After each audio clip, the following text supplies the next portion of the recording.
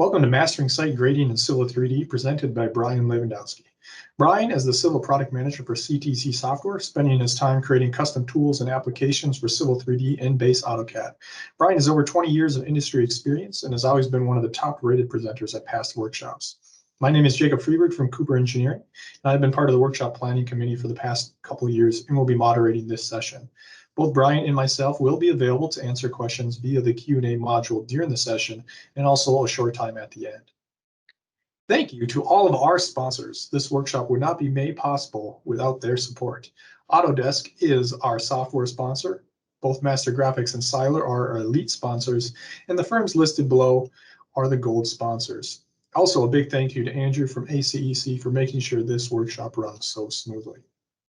Finally, once the session is complete, don't forget to complete the evaluations. Not only are they required to receive PDHs, but are also used by the committee to help improve future events. Now, let's start today's session. Hello, everyone. This is Brian Lewandowski. I'll be doing the presentation today.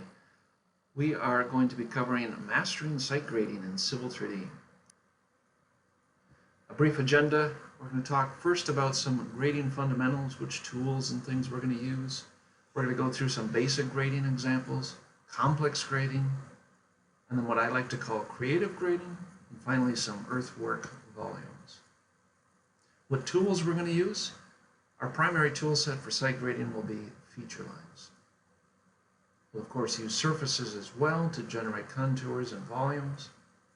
And then what we won't be using are all the tools listed here. For a variety of reasons. They're inflexible in the case of corridors, they're unstable in the case of the native grading tools, or they're time-consuming in the case of polylines or coval points.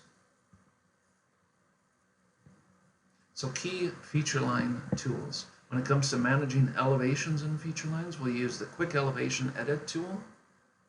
This is for managing a single vertex or a single segment slope. Elevation Editor, which many are probably used to.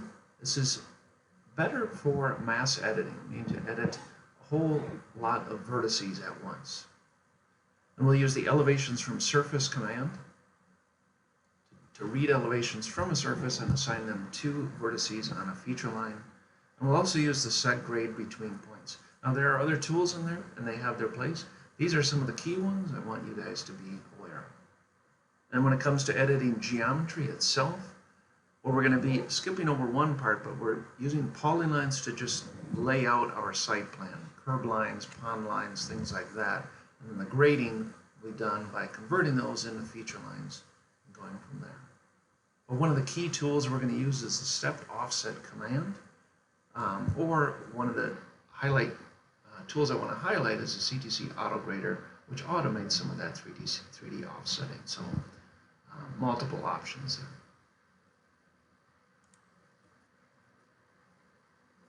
I want to talk surface build order. When we create surfaces, we add feature lines to them, we add boundaries, sometimes we do swap edge or deleting lines. All those things we add to our surface, there's a history of those operations, and it shows up in the definitions tab of your surface properties. Now, the order we want to do this in makes a difference. If you've ever worked with surfaces where they're kind of behaving strangely, your build order is important. So the first thing we want to be adding to our surfaces are our key grading components, which are our break lines.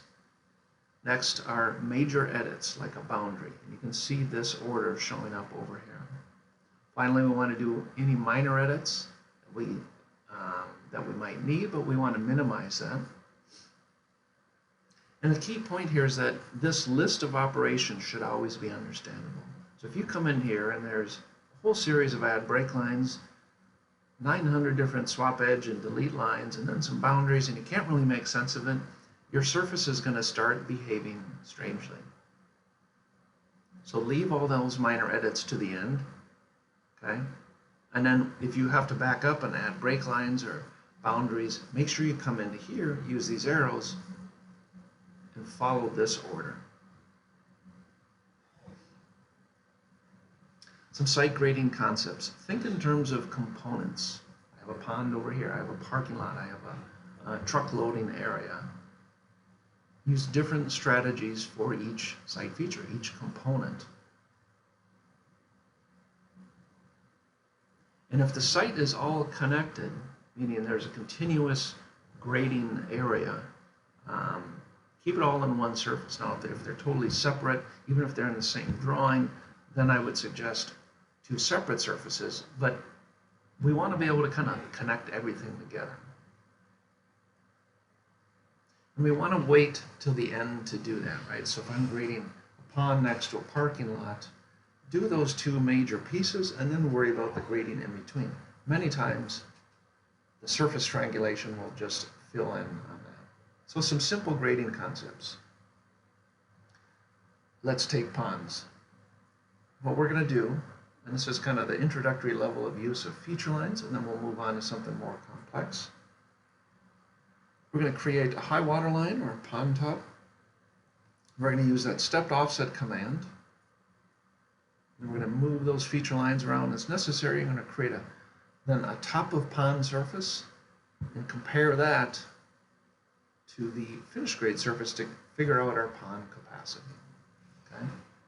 So let's jump into Civil 3D and take a look at that. So here's the site I'm going to be working with. I've got a few base feature lines in here to start with, but nothing's really graded and nothing's been put in the surface. I have an existing surface here. It's turned off at the moment, but I have all elevations of existing terrain in this surface. The FG surface currently is just empty, but we will be adding items to it. I've got a feature line here representing my top of pond.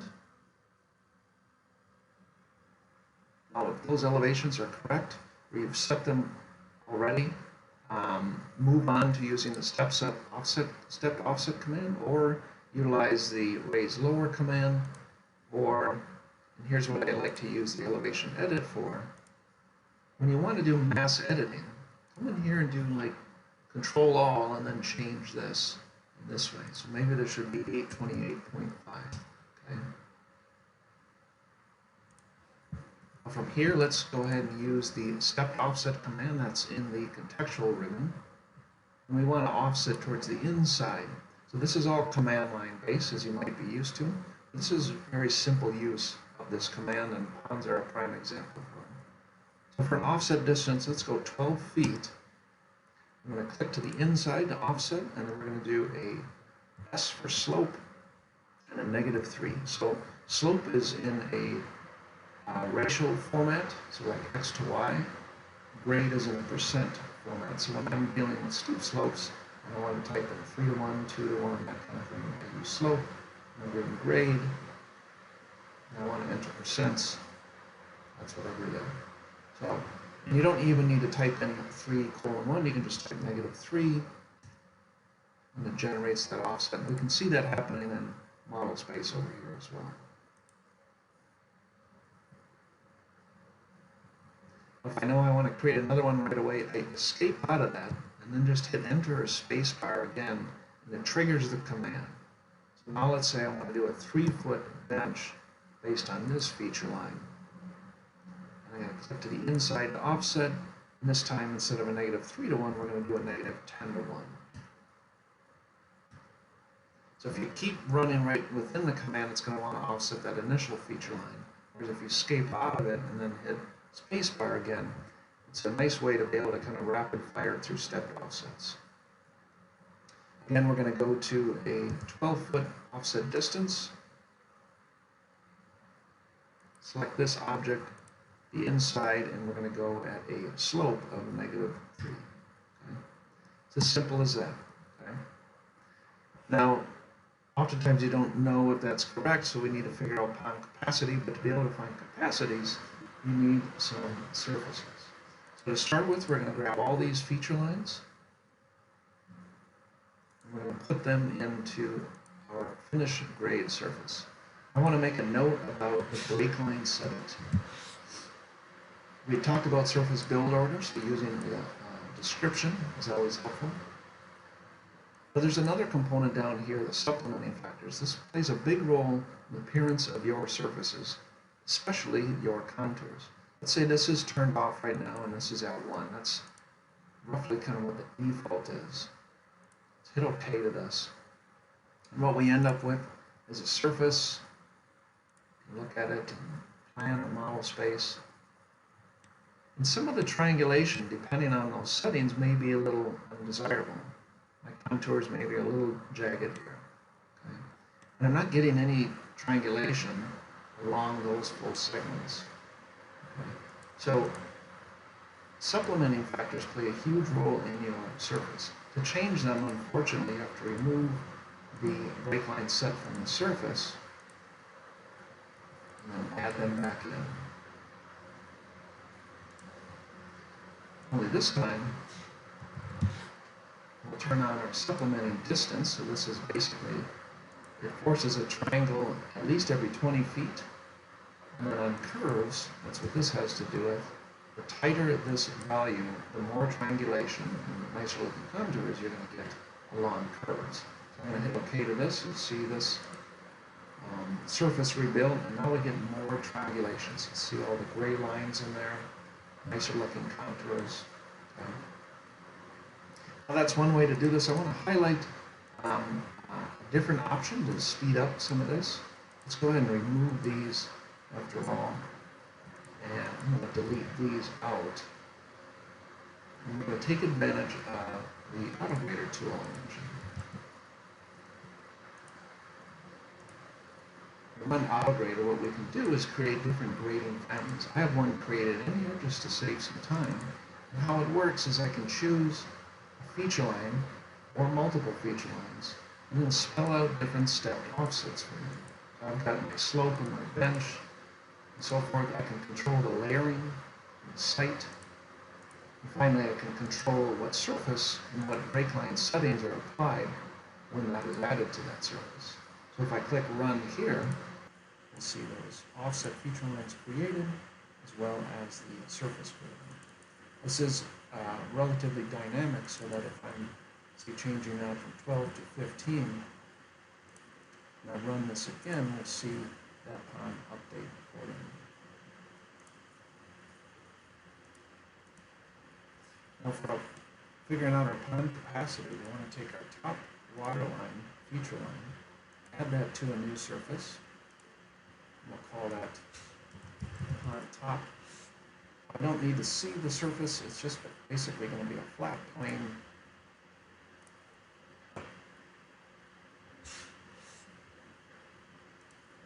representing that top water line. Okay. And then from here I can create a surface, but it will be a volume surface, and I'll compare FG to that pond top. Tin volume surface. I'll call it pond capacity.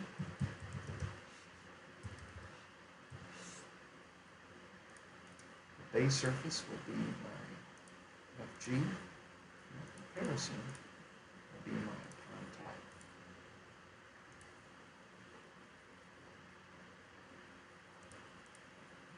You can run that how I ran it, or you can do it from Volumes Dashboard. If you ran it for the native command first, you can always click in here to add that into the Volumes Dashboard. And it gives me my capacity. Okay. So this is dynamic. This updates if the pond grading changes. Now, depending on what you want to do, I was highlighting the using the set grade across slope. Perhaps you don't want a flat bottom. Maybe this end is to be lower than this end. So let's use the insert elevation. Let's drop a point in here.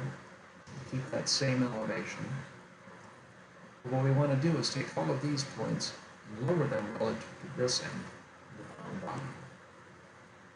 And that's where this set grade between points works handy. I can choose this right here. It prompts me in the command line, 819.29. Let's say we want to drop to 818.5. And if I bring my cursor, it'll highlight all the vertices in between.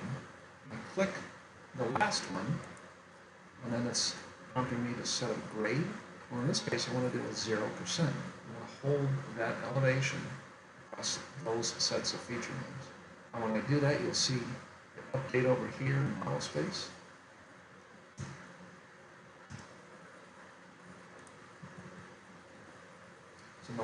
flat bottom, and that way you can see the contours updating. Okay. Let's talk complex grading, parking lots. We're going to start by creating a drainage pattern surface, or a setup surface. And this is to help speed up the process of managing those typically hundreds and hundreds of elevations across all of those curb feature lines. We're going to link our gutter feature lines to that setup surface. And then we're going to run step offsets for the other curb components. We'll add all those curb lines to the FG surface, and then we'll adjust the gutter through the setup surface so that it'll move those gutter lines up and down.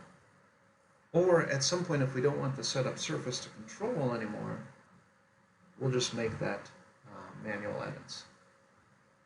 And then to refresh the other curb lines, like the top and the back curb, we'll redo the step offsets, or I'll also show you how to use that same auto grader tool if you have that at your fingertips. Let's jump back into Civil 3D. So what I've got here are a series of feature lines. It's 6 feature lines representing the gutter line of my parking lot. Now, many of these elevations need to be considered, all of them in fact, right? Let's say we want to be draining away from the building towards our pond here, okay?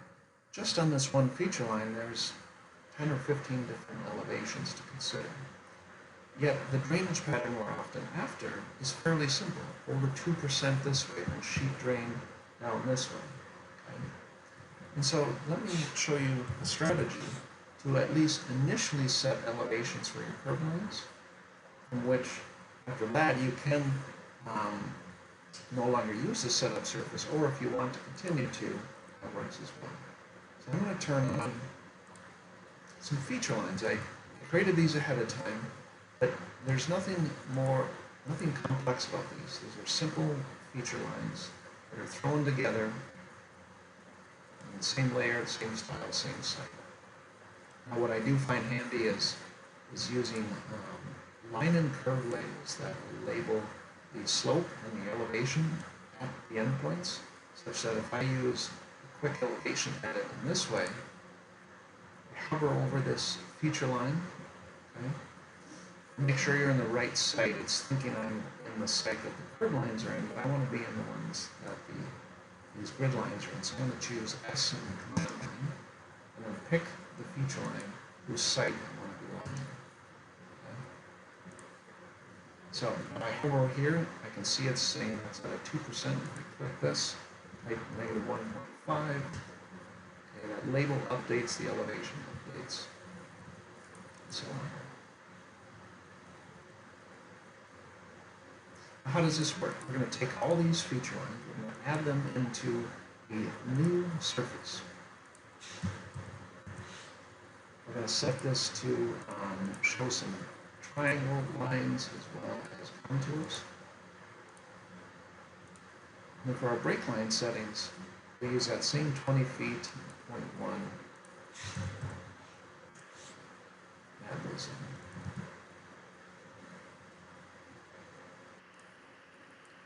Here we have that surface. Now, again, this represents the overall drainage pattern of the site. And how to draw these? The way I like to do it is draw a grid of feature lines in such a way that it includes all of the vertices from your curve lines, except for some key ones that should not be controlled by that surface. In this case, tying into existing right over here.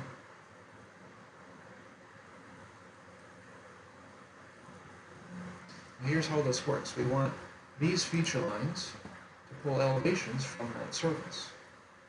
Basically drape that on there. I'll show you a little trick. We're going to select similar command of all those feature lines, and then hit escape and don't click anything else. Go right up here to the modify ribbon, and then go to elevations from surface. We're going to pull elevations from the setup surface. Furthermore, we're going to make it relative to that surface, meaning as that surface changes, these feature lines will stick to it at a 0 delta. Now hit OK. Now, instead of going out and picking each feature line, choose M for multiple, and then P for previous. P for previous is a standard AutoCAD function, and it just grabs your previous selection set. When I do that, you'll see in the command line it shows 6 found. You enter one more time, and it assigns all of those elevations at once.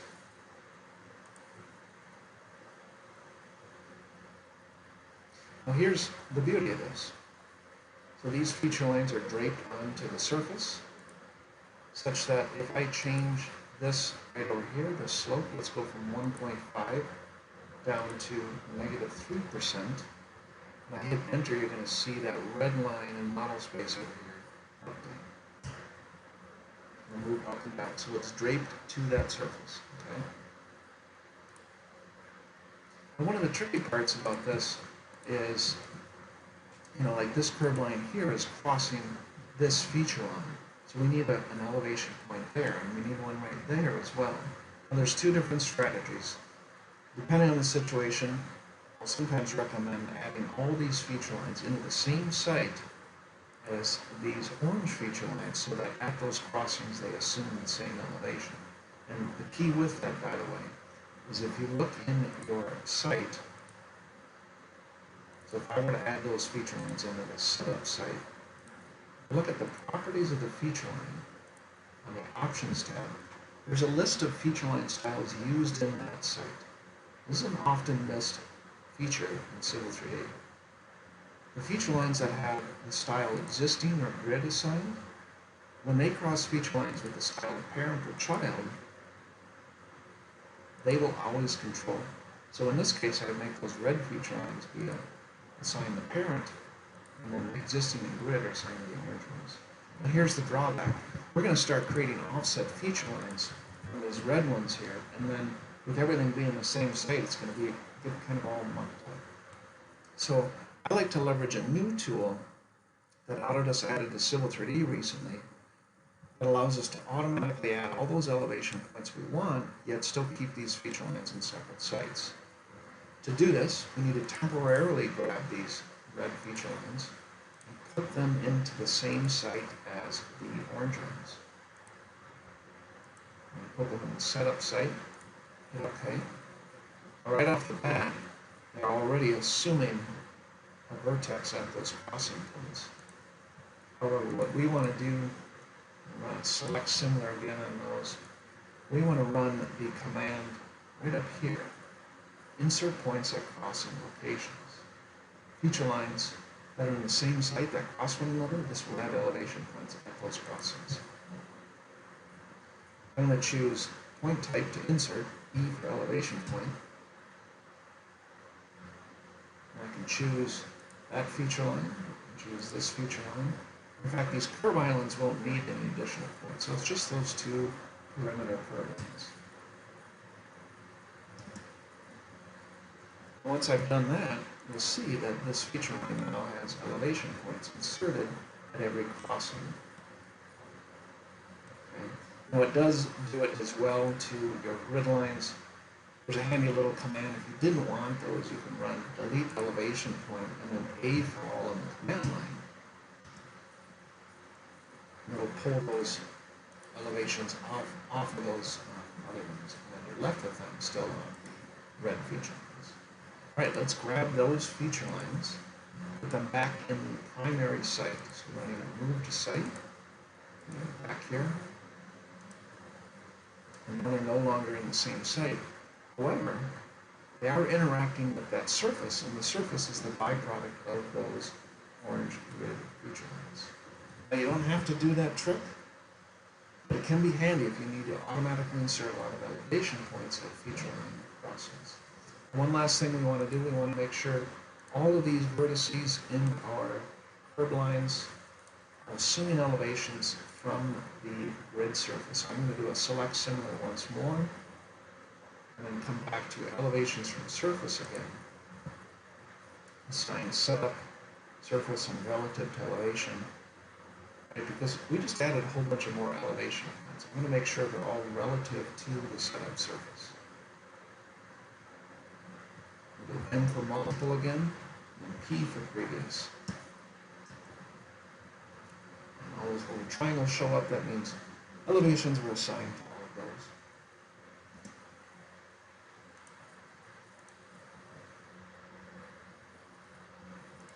Now if I look down here, here was where that crossing was.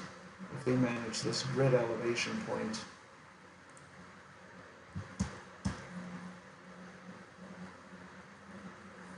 and I move this from a -3 back to a -1.5, you'll see over here that that each line will move with it. And it's because the surface changed as well. So we've got this dynamic relationship between these gutter lines and the setup surface. Now from here, here's where we want to create our top of curve and our back of curve and so on. So I'm going to utilize the step offset command. Choose this feature line, run stepped offset, and then it runs you through the set of commands or step.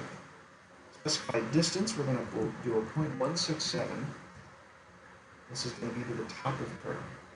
Offset side will be the inside, I'll pick there.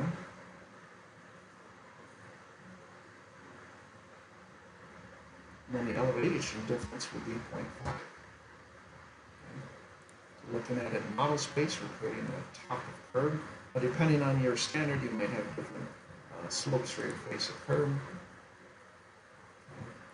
I'm going to run that function again to generate our back of curve. I'm going to do an offset distance of 0.5. Choose the top of curve. And then a grade of 0%.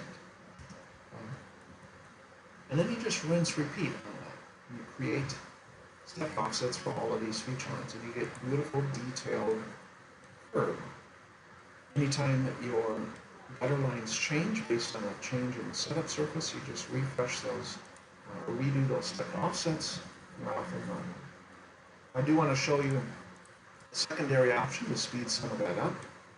We can run the auto grader function. And here we have a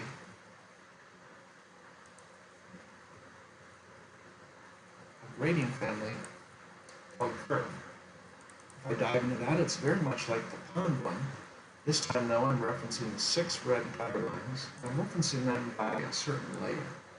And this means that as I draw more things on that layer, this grading family will pull in those feature lines. We're then defining a top and a back, and as well, we're defining a lip of curve. We've got our design parameters in here for slopes and distance. And finally, we can control our style and layer and site. And back on the main tab, we can control which surface this goes in. So I'm going to run this. It's going to basically run a stepped offset on all of those multiple times across the whole site. So click and run there. Creates all those stepped offsets, and then everything is dropped into the FG surface. So here we get our finished grade surface now with our curve lines added. You zoom in here in model space, you see that top of curve and that back of curve, as well as that lip of curve. Now, as you modify things in your design, we can make changes to the setup surface. Let's do that one more time. Let's grab this. I'm going to make a change to this slope.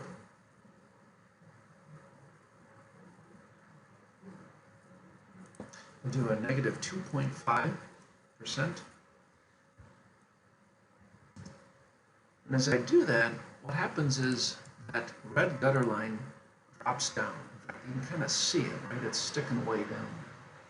And so from here, the process is similar to what we've done before.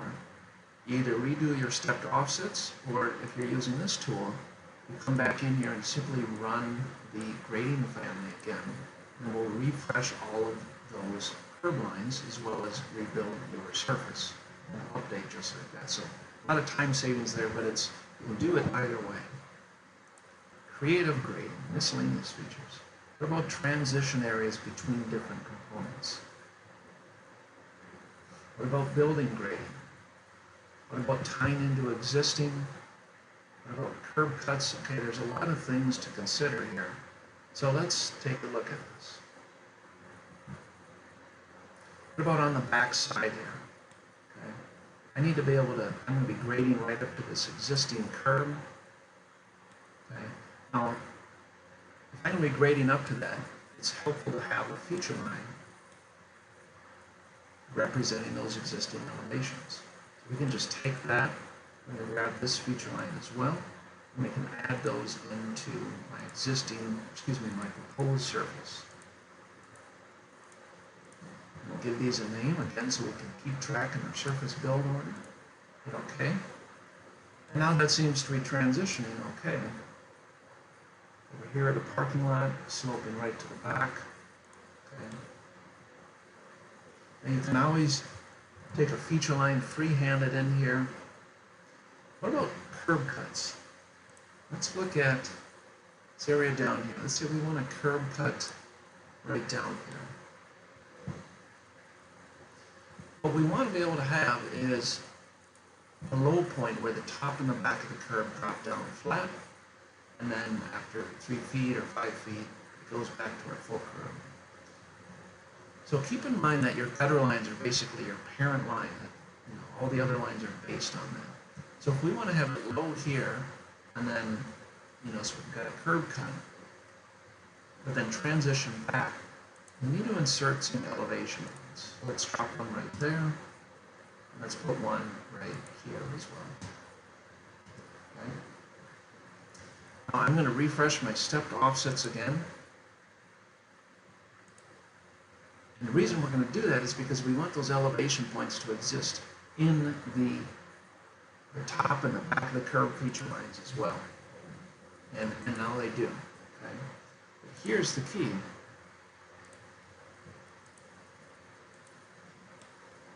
We want these 2 points to drop down. And rather than manually editing it, what I like to do is take advantage of that feature line style hierarchy we were talking about and simply draw a manual feature line. We're going to put it in the primary site. I'm going to give it a parent feature line style.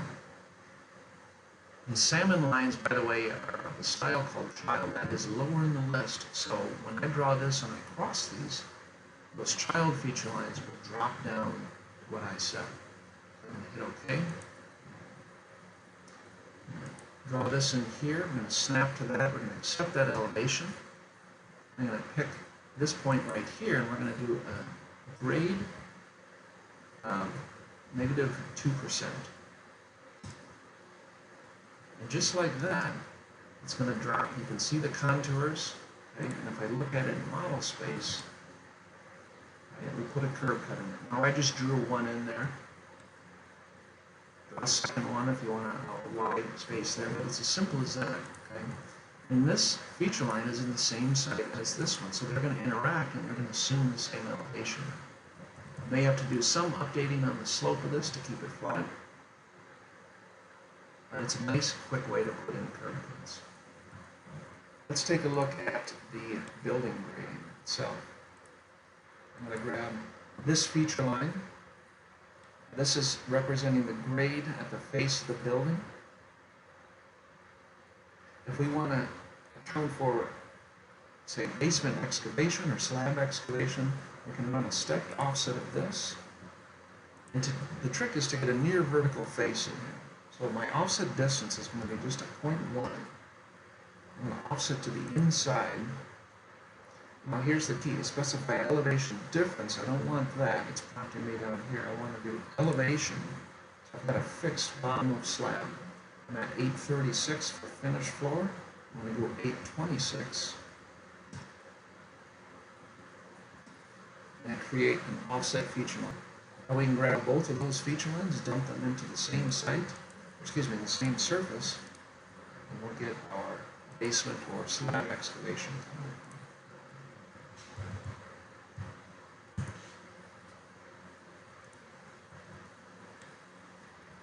Another piece here, tying into existing. We did that on the left and the bottom side of the site. But we also want to tie into existing around the pond. What we want to do here is put a berm in there and then match into existing. There's a variety of ways to do this. I'm going to start by drawing a polyline right here where we're going to match in. And I'm going to kind of freehand this with arcs and lines in the polyline command.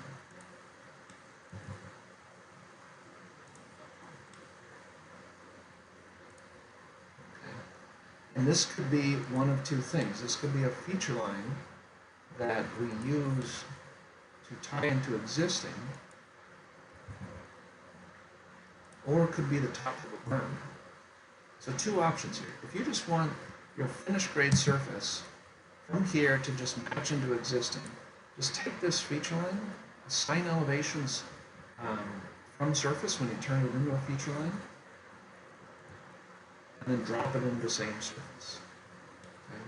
What I want to do is create a berm out of it. So we're going to run the create feature line from objects command.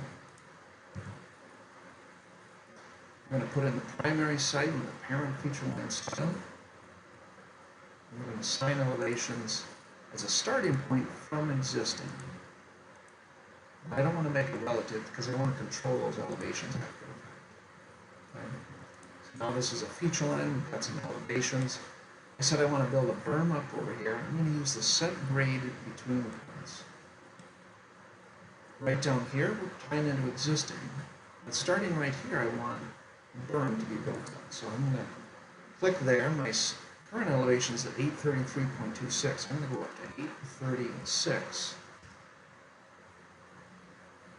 And then the set grade between points command, if I drag this along, it's going to control all those elevations. I'm going to come right to here. And I'm going to set this elevation to, it's currently at 834.36, we'll go to 838. Okay. Well, we've got a couple options here. We could use the grading creation tools to daylight to surface. Now, those are kind of unstable, so oftentimes people go ahead and delete the grading object, and then they just use the resultant feature line and put it on their surface. Or we could also take advantage of the auto grader tool, which does a similar kind of thing, but just creates another feature line for us. I'm going to do a daylight to existing. I'm going to choose this feature line. And what I've got in here is a slope to surface method specified. I'm going to go to the left side, targeting an existing surface. I'm going to click run on that. It's going to dump it into the same surface as well. And if we take a look at this in model space, we can see the berm we're creating as well as tying into existing. Complex earthwork volume calculations can be quite tricky in Civil 3D. What we want to do is generate a subgrade surface, yet account for variable section depths, where I've got perhaps heavy-duty pavement, or I've got just a light-duty walkway, right? So it's not enough to just compare a finished grade to existing. I want a subgrade surface, much like you would get from a datum surface in a corridor. We want that here. But we haven't created any of that geometry. We don't have a subassembly with depth to it. So we have to create that ourselves. The final output is we want a net earthwork volume surface. How do we create a variable depth subgrade surface? I'm going to show you at a high level here, walk you through the steps, and then we're going to go into Civil 3D, and I'll show you how to do that in a couple of different ways. First thing will be to create closed polylines for each depth region. So I've got an area of heavy-duty pavement and light-duty pavement. Create a simple closed polyline, and then we're going to set the elevation of those polylines to the depth of the region. This is the hold down depth, not the actual elevation, just the delta from proposed. And then we're going to create a depth surface from those polylines.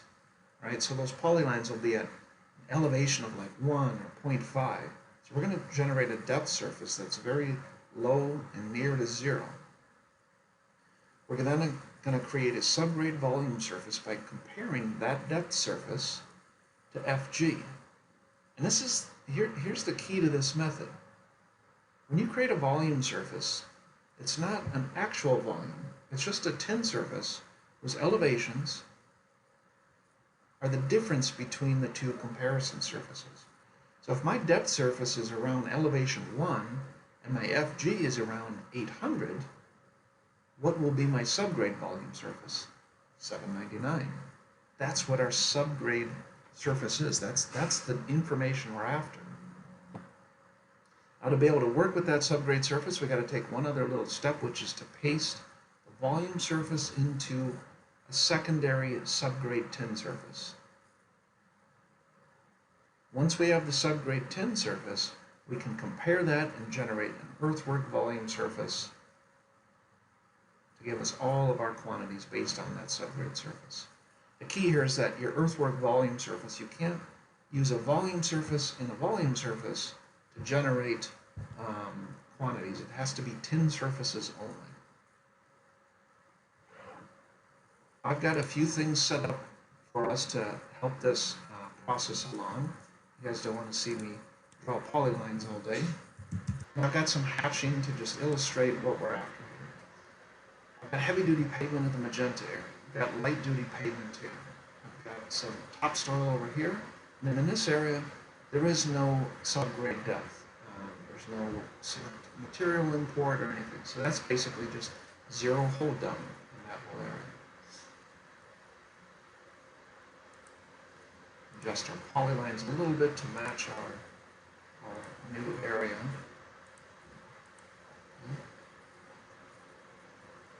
Now these, like I said, are simple polylines. The elevations assigned to these polylines, this is the heavy-duty pavement. The elevation is 1.5. Okay, I believe 1 for the light-duty pavement, 0.5 for the topsoil area, and then 0 over here. What we want to do is we want to take all of those polylines and throw them into a surface. So we're going to make a lot of surfaces here. So come along with me here. We're going to create one called the depth surface. And I'm going to assign surface styles to these so you guys can understand them as we move along.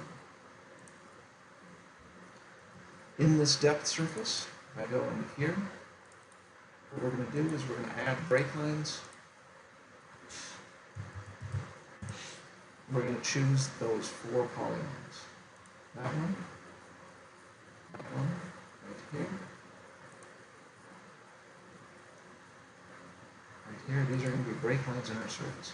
Notice there is a small gap between these. This is key because break lines, if they're overlapping one another, the surface will only assume one elevation. So you just got to run some offset commands to make sure they're not overlapping, and you'll get a nice depth surface.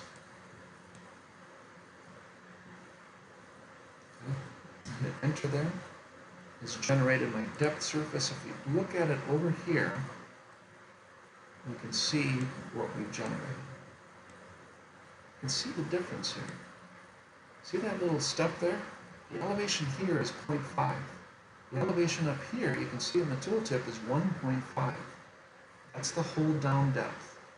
All right, let's move along. Next thing we want to do is create a volume surface. Now create points. We're going to create a volume surface. And this will be our subgrade volume. The base surface will be the depth surface. In comparison, the FG. We're comparing depth to FG. Okay. And that's going to generate yet another surface for us. What is this surface? You can see it here. Here's my finished grade feature lines. Then my subgrade surface is sitting below that, based on the elevations of those polylines. That's the actual geometry I'm after in my subgrade surface. I want to then compare that to my existing surface. To do that, we need a tin surface. we're going to make one more surface here. We're going to call it Subgrade 10. And all we're doing to the Subgrade 10 surface is pasting in Subgrade volume. So on an edit, paste surface, this is like linking in another surface. Subgrade volume. Okay. It's the exact same geometry as the Subgrade volume one, it's just a tin surface. The final surface is to get my actual volumes. I'm going to run the Analyze Volumes Dashboard command so I can see it showing up in here. Okay. This is the same as running the Create Volume Surface command, it's just it puts it in here so we get information. I'm going to create Earthwork surface. Base surface will be my Subgrade 10. The comparison will be my existing. We want to calculate volumes there. We can put in cut factors if we want. But as simple as that. Cuts and fills show up based on that subgrade surface. Now you want to break those out between different regions across your site. You can run the add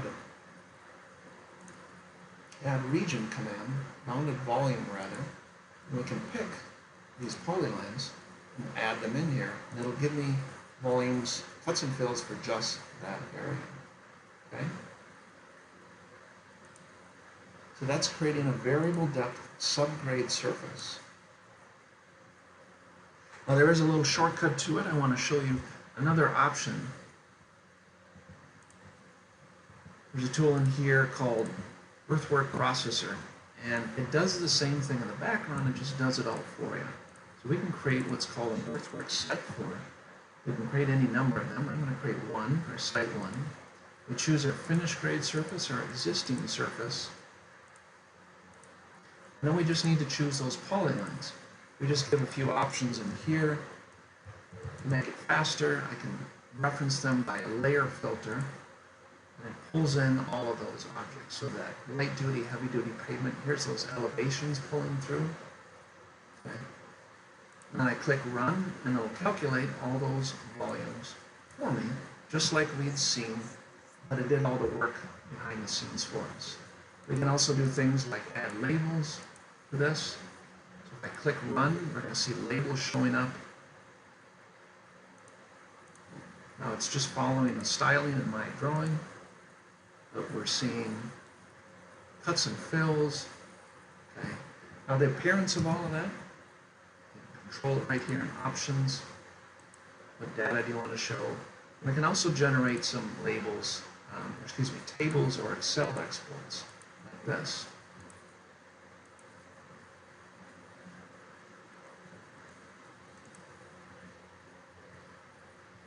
We'll get a table with all of our volumes. So this stuff is dynamic, so that if something changed in my, say my subgrade depth wasn't 1, it was 0.67, okay, I can change that.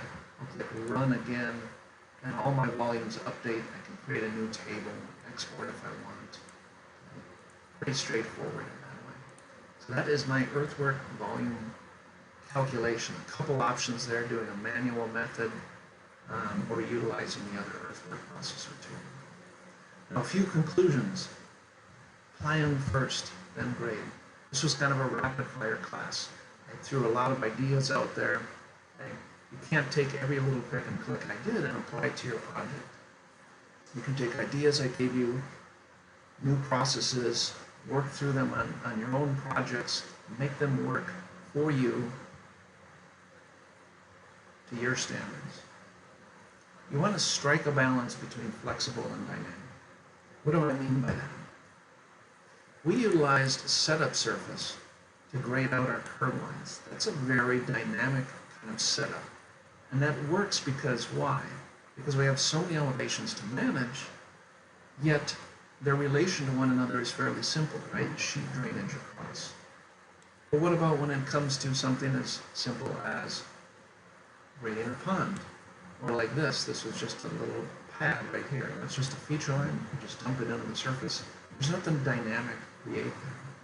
If we look at the parking lot again, what if I didn't want everything referencing that setup surface? At any point, I can grab that curb line feature line and we can make it disconnected from the setup surface. If I look in here, everything is relative to surface. I can select all of these. Actually, we don't even need to select. I just say no reference surface. Now they're just free to control. So then you would manage that gutter line set of elevations independently, run your stepped offsets or auto grader, and be on your way.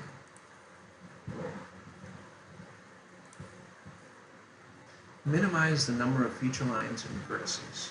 Okay? There's a lot of detail in site grading. Don't add elevation points or vertices unnecessarily. It's all points you have to work with, and update and edit. And think about how surfaces react to feature lines. We talked about this at the beginning. Right? The triangulation around those feature lines in the pond. The level of detail you need to set those supplementing factors to meet your requirements. And always edit things at the source. If something doesn't look quite right in your surface, don't start swapping edges and deleting lines in the surface. Think about the feature line, how it's drawn, are there enough elevation points in it? So with that, I thank everyone. I'm going to remind you to fill out your evals. We always love to get feedback on these classes. And finally, we'll go ahead and take questions now. If any of you are interested, there is my contact info. Feel free to reach out to me with any follow-up questions you might have on this class. Thanks again. Have a great day.